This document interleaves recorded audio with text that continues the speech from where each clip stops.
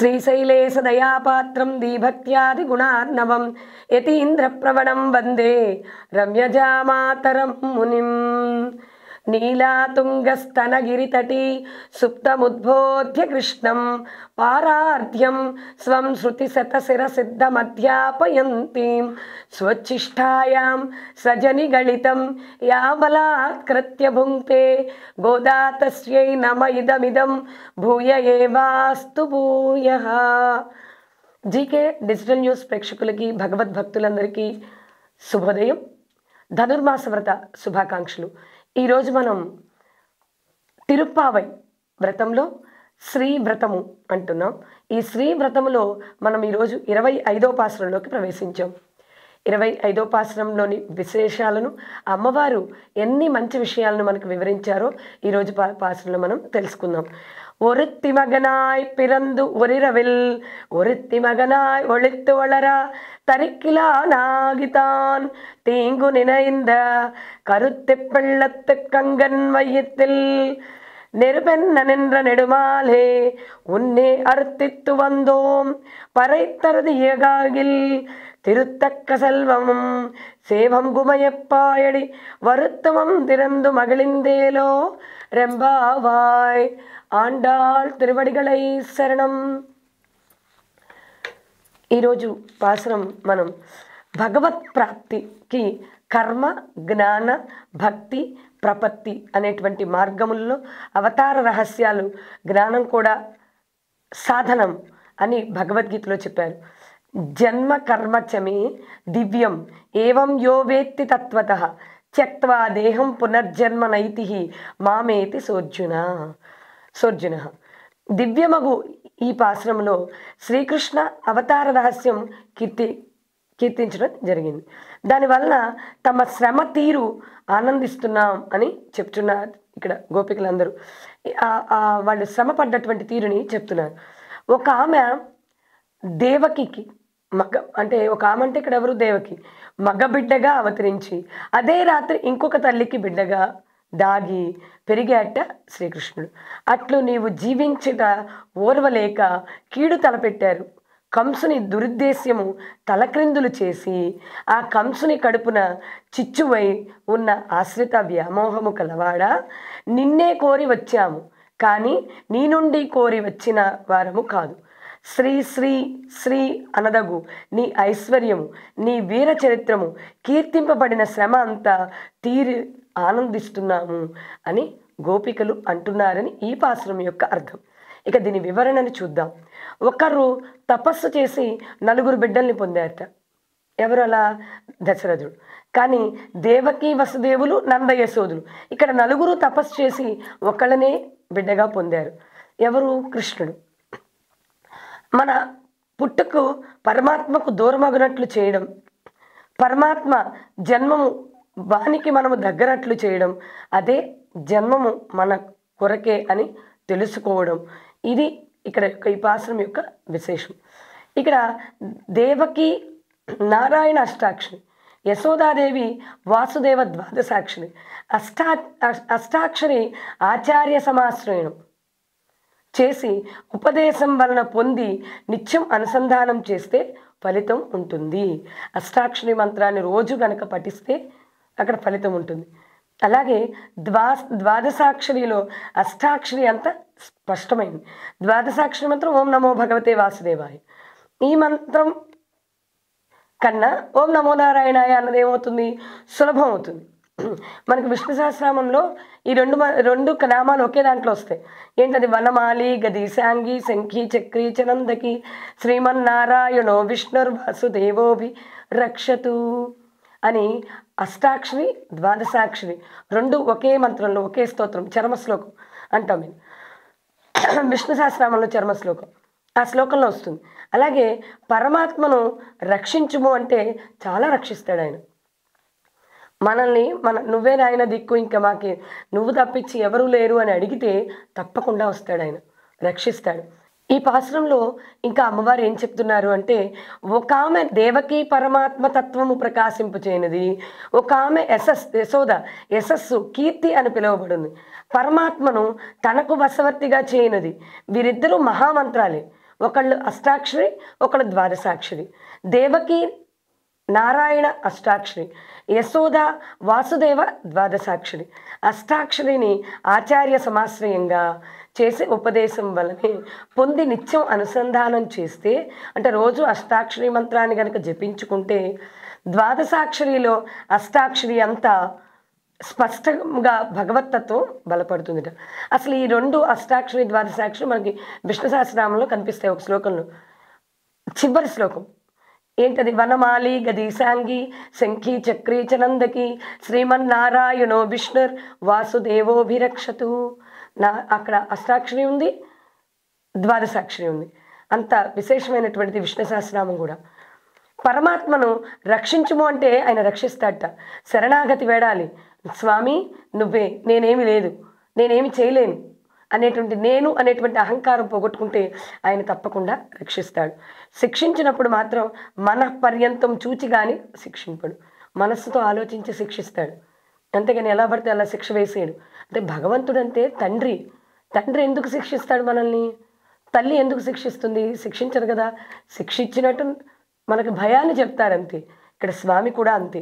కంసుడు కేవలం మాటల్లోనే చేతల్లోనే శ్రీకృష్ణుని చెడుగా ఉండడమే కాదు, మనస్సులో కూడా కీడు తలపెట్టాడు. అందుకని కంసుడిని శిక్షించక తప్పలేదు. అంతటి దుర్మార్గం చేస్తే తప్పించి, లేకపోతే స్వామి శిక్షించడు. దుర్మార్గం చేస్తే మాత్రం తప్పదు శిక్ష. కంసుడు ఏం చేశాడు? ఒక పిల్లవాడు తనని చంపుతాడనేటువంటి ఉద్దేశంతో చిన్నపిల్లలందరినీ చంపించాడు. అసలు ఇక వాడి దుర్మార్గం ఎంత దుర్మార్గం! అందుకని వాడికి శిక్ష తప్పలేదు. కంసుని తలంపును కృష్ణుడు తలక్రిందులు చేస్తూ అతను ఏ భావాన్ని భావిస్తున్నాడో ఆ భావాన్ని అతని నుండి ప్రయోగించి చంపేశాడు. చంపి ఏం చేశాడు? వాడి కడుపులో నిప్పులా ఉండి చిచ్చులాగా వ్యామోహంతో కాపాడుతాడేమో. కడుపులో చిచ్చు అంటాం. చిచ్చు అంటే ఏమిటి? అదే జఠరాగ్ని. ఆ జఠరాగ్ని వైశ్వానరుడు అనేటువంటి భగవంతుడు. అందుకే మనం శ్లోకం చెప్తాం, అహం వైశ్వానరో భూత్వా అనే అన్నం శ్లోకం అది. అహం వైశ్వానరో భూత్వా పచామ్యన్యం చతుర్విధం అని చెప్తాం. అలా అంటే 4 రకాలు ఆహారం జీర్ణం చేయడానికి లోపల స్వామి ఉన్నాడు. జఠరాగ్ని అంటుంటాం, అదే మనం. ఇక్కడ వైశ్వానర రూపంలో ఉన్నాడు. కడుపులో అగ్ని ఉపకారం, లేకపోతే ఆహారం ఏం అరుగుతుంది మనకి? తిన్నటువంటి ఆహారం అరగాలి అంటే లోపల జఠరాగ్ని ఉండాలి. ఇవిడికి జఠరాగ్ని పోయిందిరా అంటాడు, అంటే అరుగుదల పోతుందన్నమాట. అందుకని కృష్ణుడు కంసునికి ఉపకారమే చేశాడు ఇక్కడ. ఈ విధంగా ఉపకారుడు కంసుని శాపాన్ని తొలగించి మరణ భయంతో తనను ఎల్లవేళలా స్మరించి అతనికి మోక్షాన్ని ప్రసాదించాడు. చంపి కూడా అక్కడ మోక్షాన్ని ఇచ్చాడు. అందుకని ఇక్కడ గోపికలు ఏమంటున్నారు? స్వామి నిన్ను కోరి వచ్చాము అంటున్నారు. అదేమిటమ్మా, నిన్నేమో వాద్యం అడిగారు, పరా అనే వాద్యం ఇమ్మన్నారు, ఇవాళ మళ్ళీ నేనే కావాలంటున్నారు అని కృష్ణుడు అడుగుతున్నారట. వెంటనే పరా నీవే ఇవ్వాలనుకుంటున్నావు, ఇవ్వు, అంతేగాని మేము అడిగితే నువ్వు ఇస్తావా? అంటే భగవంతుడి దగ్గరికి వెళ్ళి ఏమంటే నాకు ఉద్యోగం కావాలండి అంటే ఇచ్చేడు ఆయనేమి. నువ్వు చేసినటువంటి కర్మను బట్టి నీకు ఉద్యోగం వస్తుంది. దానికి భగవంతుడు తోడవుతాడు.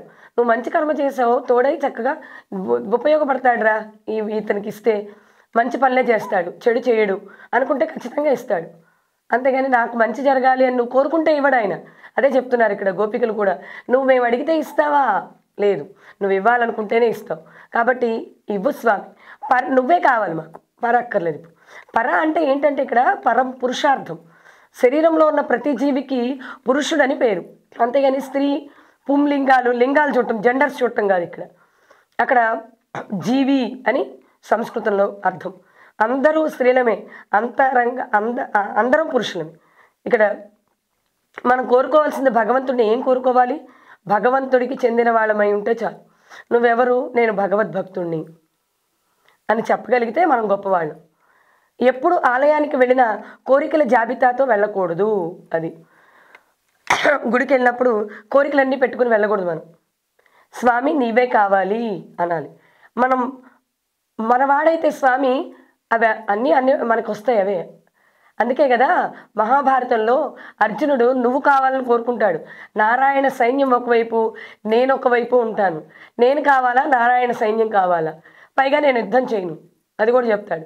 నేను ఉంటానంతే, యుద్ధం చేయను అంటాడు.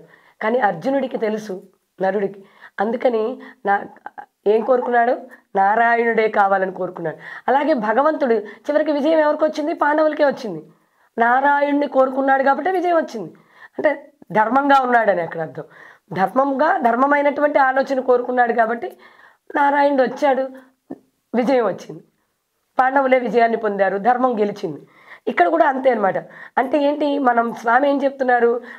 స్వామి కనుక మనతో ఉంటే మనకు అన్నీ అవే సిద్ధిస్తాయి, అన్నీ దొరుకుతాయి, మనకి సుఖం వస్తుంది, ధనం వస్తుంది, అన్నీ వస్తాయి. అందుకని స్వామిని కోరుకుంటున్నారట గోపికలు. భగవద్గుణ గానంతో, భగవద్ గుణానుభవంతో, భగవత్ ఆధీనంతో, భావనతో, భగవత్ కైంకర్యము జీవితాన్ని గడపాలి అని కోరుకుంటున్నారట. మనం ఏ లోకంలో ఉన్నా చేయవలసింది భగవద్ అనుభవంతో పొంది బ్రహ్మానందంలో ఓలలాడడం. అది బ్రహ్మానందం. ఆనందం వేరు, బ్రహ్మానందం వేరు. ఆనందం అంటే చెప్పగలుగుతామేమో, బ్రహ్మానందం అంటే వివరించలేం. స్వామి కనపడ్డాడు, స్వామి కనపడ్డాడనే విషయాన్ని మనం చెప్పలేము. ఒకవేళ చెప్పినా అవతల వాళ్ళకి వీడి పిచ్చివాళ్ళగా అనిపిస్తాడు చెప్పినవాడు. అది బ్రహ్మానందం. ఆ ఆనందం చాలా పొందలేము, అది చెప్పలేము అనమాట. నేను చెప్పలేకపోతున్నాను, ఎంత ఆనందాన్ని పొందానంటే అలౌకికమైనటువంటి ఆ చెప్పలేనంత ఆనందాన్ని పొందానని చెప్తూ ఉంటారు. అది ఆనందం అంటే. ఎప్పుడు వస్తుంది అది? భగవంతుడు మనతో ఉన్నప్పుడు వస్తుంది. మనందరం భగవంతుడిని కోరుకోవాలి, అంతేగాని కోరికలు చిట్టాలు రాసుకెళ్ళి ఆయన ముందు వినిపించకూడదు. దేవుడి దగ్గరికి వెళ్ళి గుళ్ళోకి వెళ్ళగానే దండం పెట్టుకోవాలి. స్వామి, ఎప్పుడు మాకు ఇలాంటి ఓపిక, చక్కగా నిన్ను చూసి మాకు కలిగేటువంటి ఓపికని ప్రసాదించు స్వామి, ధర్మంగా ఉండేలా చూడు. చక్కగా దేశానికి ఒక కుమారుణ్ణి, మనం పుత్రుని కానీ మనం ఏం కోరుకోవాలంటే వాడికి దేశానికి ఉపయోగపడరా నాన్న. భగవంతుని కూడా కోరుకోవాలి, నా పిల్లలకి చక్కగా అభివృద్ధి మార్గంలో పయనిస్తూ ఆయుష్నిచ్చి దేశానికి ఉపయోగపడేలాగా, నలుగురికి ఉపయోగపడేలాగా నా పుత్రుడికి అలాంటి సద్బుద్ధిని ప్రసాదించు, అంటే మంచి బుద్ధిని ప్రసాదించమని కోరుకోవాలి. అప్పుడు భగవంతుడు వాడికి ఆయుష్నిచ్చి సద్బుద్ధిని ఇస్తాడు. అంతేగాని మనం ఆస్తుల చిట్ట నేను ఇంత ఇస్తాను, నా కొడుకు ఏముంటుంది, హాయిగా ఉంటాడు, హాయిగా ఉండడు. వాడికి భగవంతుడితో ఉండడం నేర్పిస్తే హాయిగా ఉంటాడు. అప్పుడు వాడు ఎంత హాయిని అనుభవిస్తాడు అంటే సుఖంగా ఉంటాడు. అప్పుడు సుఖం వస్తుంది వాడికి, అది సుఖం. అక్కడ అదే చెప్తున్నారు. అందుకని భగవంతుణ్ణి కోరుకోండి అని అడుగుతున్నారు. అందుకని నువ్వే రావాలి స్వామి, మాకు నువ్వే కావాలి అని గోపికలందరూ అడుగుతున్నారు. ఇక్కడ జీవిత పరమ పురుషార్థం, దానినే పరా అన్నారు గోపికలు. అది ఒక వ్రత పరికరంగా పిలుస్తున్నారు అంతే. ఈ ఐశ్వర్యము తగిన ఐశ్వర్యం అంటే శ్రీకి శ్రీ, పరమాత్మ కీర్తించి సేవించి పడిన శ్రమంతా తీరిపోతుంది. దీనికి మనం చక్కటి ఉదాహరణ ఉంది. వెంకటేశ్వర స్వామి దగ్గరికి వెళ్ళాలంటే ఎంతో బాధను అనుభవిస్తాం. అంటే రిజర్వేషన్ ఉండాలి, రిజర్వేషన్ దొరికిన తర్వాత మనం వెంకటేశ్వర స్వామి దగ్గరికి వెళ్ళాలి, వెళ్ళిన తర్వాత మనకు 32 గంటల దర్శనం, ఇలాంటివన్నీ మనం దర్శనంలో లైన్లో నిలబడతాము. తర్వాత స్వామిని చూసిన తర్వాత అసలు ఈ పడ్డదంతా పోతుంది. రాత్రి తెల్లవారులు మేలుకుంటాము, లేకపోతే నిద్ర పట్టకపోవచ్చు, ఒక్కోసారి రిజర్వేషన్ కుదరకపోవచ్చు, ఇవన్నీ కష్టాలు అనుభవిస్తూ వెళ్తాం. కానీ స్వామిని చూశాక ఇవన్నీ మర్చిపోతాం. మళ్ళీ రావాలి, ఎప్పుడు వస్తామో, మనకు పునర్దర్శనం ఎప్పుడు కలుగుతుందో అని అనుకుంటాం. కానీ అబ్బా ఇంత కష్టపడ్డాం, ఇంక రాకూడదు అబ్బా తిరుపతి అని ఎప్పుడు అనుకో. వెంటనే మనం అసలు ఆయన చూడంగానే మర్చిపోతాం. అన్నీ మర్చిపోయి పునర్దర్శనం ఎప్పుడు ఇస్తావు స్వామి మళ్ళీ మాకు, ఎప్పుడు మళ్ళీ నీ దగ్గరికి రప్పించుకుంటావు స్వామి అని అడుగుతాం. అలా అడగగలుగుతామే అది. అప్పుడు మనకి అందుకని స్వామిని చూస్తే కష్టం పోతుంది ఇక్కడ. అందుకని తీరిపోతుంది అంటున్నారు గోపికలు. స్వామి నువ్వు వచ్చావనుకో అసలు మాకు కష్టమే తెలీదు అని స్వామివారిని గోపికలు నువ్వే కావాలి అని శరణాగతి వేడుతున్నారు స్వామిని. ఇన్ని మంచి విషయాల్ని మనకి అమ్మవారు ఈరోజు మనకు వివరించారు. ఇన్ని మంచి విషయాల్ని అందించినటువంటి అమ్మవారి పాదపద్మాలకు నమస్కరిస్తూ ఆండాళ్ తిరువడిగళై శరణం.